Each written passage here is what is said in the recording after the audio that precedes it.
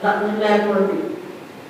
Dan kata Nabi Allah Ismail lagi, bila kamu baringkan aku, kata Ismail, dan letakkan aku, jangan baring aku di sisi kamu, jangan bagi aku menyelip.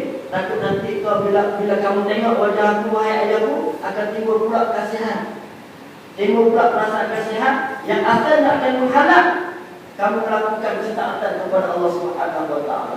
Pesan anak ke ayah, nak dikorbankan pesan. Takut ayah tu akhirnya tak buat, anak masih ada lagi perasaan kasihan kepada dia. Dan ayah kata Ismail AS, tidak selesai, bawa balik pakaian aku ni untuk hiburkan hati ibu di rumah.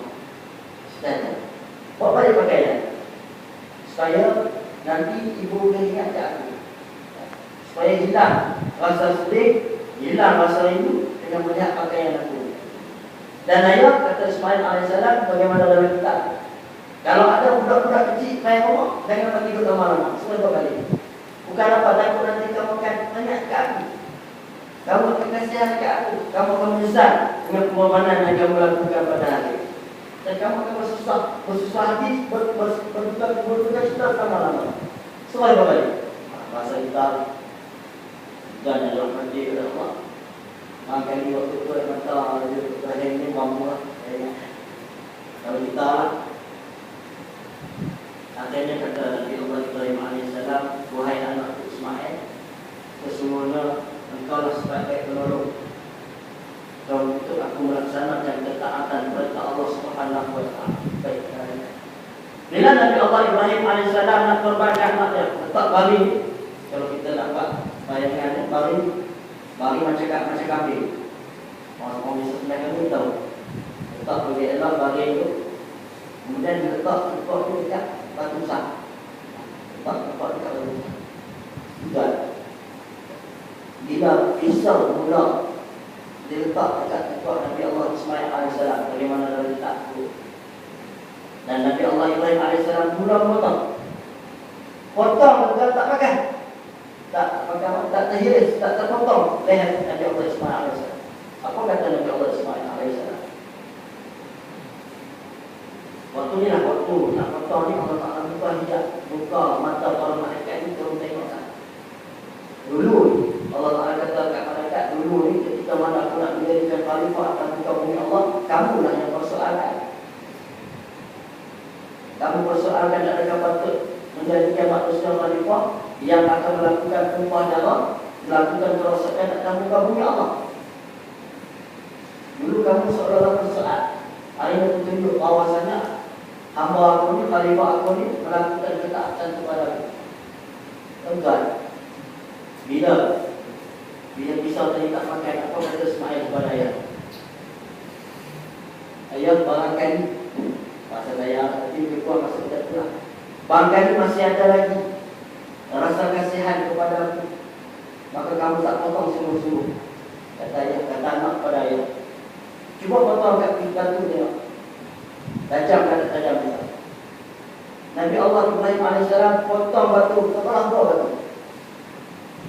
Lalu berkata Nabi Ibrahim AS kepada pisau, wahai pisau, kenapa engkau tidak memotong leher anak aku ini? Adakah kamu cuba untuk menghilangkan ketaatan aku, menafikan ketaatan aku kepada Allah Subhanahu wa taala, agar aku tidak ikut perintah Allah Ta'ala? Allah takdirkan pisau berbicara, kata pisau, mana mungkin aku melakukan ketaatan kepada kamu, sedangkan Allah Ta'ala memerintahkan aku supaya tidak memotong leher dari Allah Subhanahu wa taala. Pisau berbicara, mana mungkin aku nak taat kepada kamu, perintah kamu supaya potong anak kamu ini, sedangkan Allah nak perintah dekat aku, jangan potong leher Ismail AS. Dan dirahmati oleh Allah yang kaya. Lepas itulah bagaimana kita sudah maklum, Allah tukar Nabi Ismail AS kepada seekor binatang. Maka sebelum nak sembelih yang terakhir, sebelum daripada nak tukar kepada binatang, riwayat kata bahawa Ismail masih lagi berbicara dengan ayah. Kata Ismail, wahai ayah, potonglah ikatan ini, potonglah ikatan aku ini, supaya Allah tak pandang aku seorang yang terpaksa mentaati perintahmu,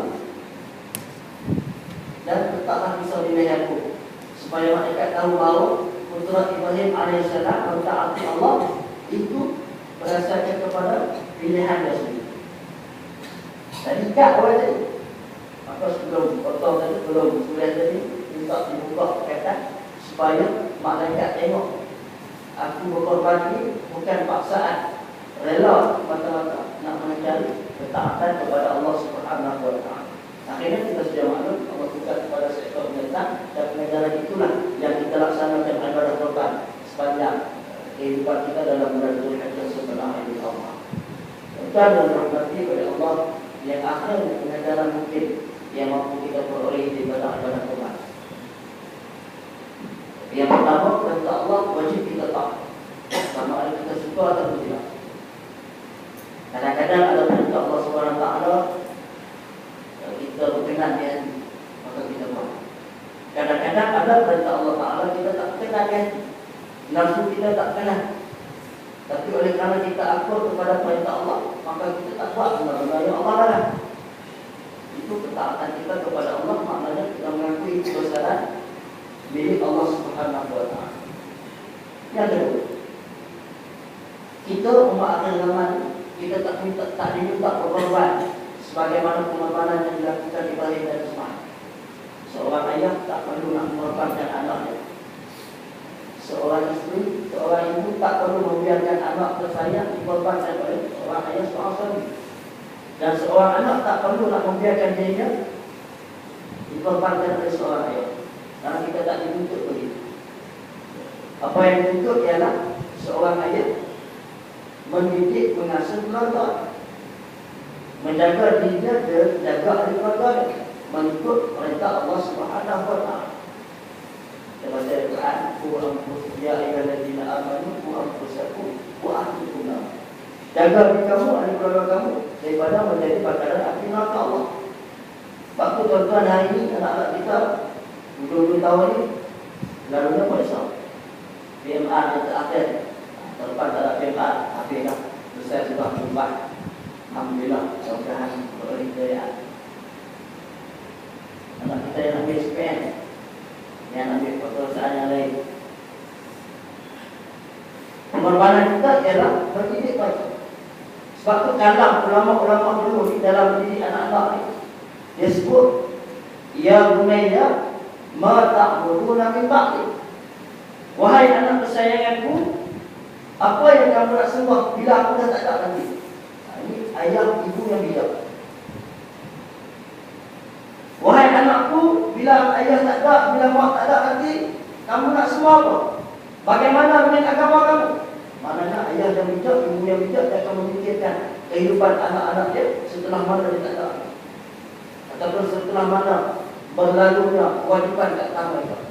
Seorang anak gadis yang belum berumah tangga, tanggung jawab kita. Setelah berumah tangga, suaminya kita tanggung jawab. Orang zaman dulu tak sebut ya bunayya ma ta'kuluna min ba'di.